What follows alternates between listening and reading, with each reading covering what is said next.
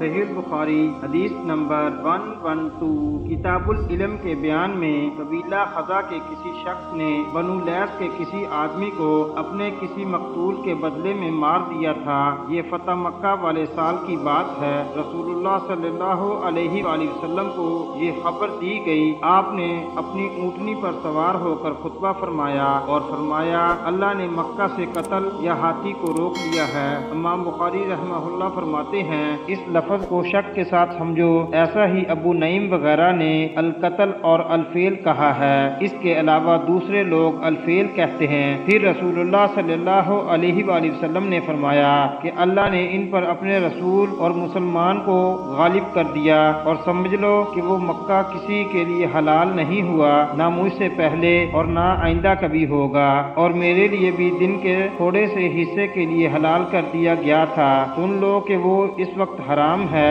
نہ اس کا کوئی کانٹا توڑا جائے، نہ اس کے درخت کاٹے جائیں، اور اس کی گری پڑی چیزیں بھی وہی اٹھائے جس کا منشا یہ ہو کہ وہ اس شے کا تعارف کرا دے گا۔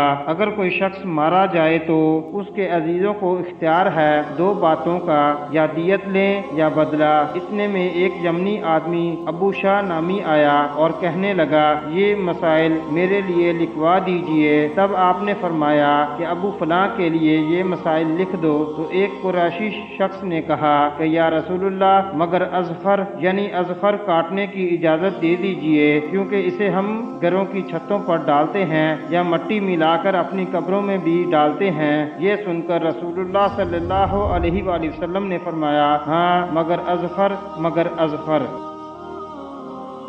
صحیح البخاری حدیث نمبر 113 کتاب العلم کے بیان میں نے حضرت ابو ہریرہ رضی اللہ عنہ کو کہتے ہوئے سنا کہ رسول اللہ صلی اللہ علیہ وآلہ وسلم کے صحابہ میں عبداللہ بن عمرو رضی اللہ عنہما کے علاوہ مجھ سے زیادہ کوئی حدیث بیان کرنے والا نہیں تھا، مگر وہ لکھ لیا کرتے تھے اور میں لکھتا نہیں تھا۔ دوسری سند سے معمر نے وہب بن منبہ کی مطابقت کی، وہ حمام سے روایت کرتے ہیں، وہ ابو ہریرہ رضی اللہ عنہ سے۔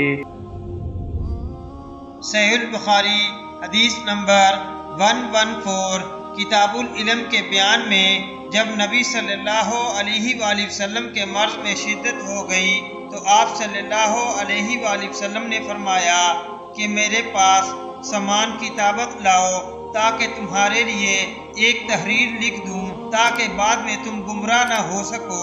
اس پر حضرت عمر رضی اللہ عنہ نے لوگوں سے کہا کہ اس وقت آپ صلی اللہ علیہ وآلہ وسلم پر تکلیف کا غلبہ ہے اور ہمارے پاس اللہ کی کتاب قرآن موجود ہے جو ہمیں ہدایت کے لیے کافی ہے۔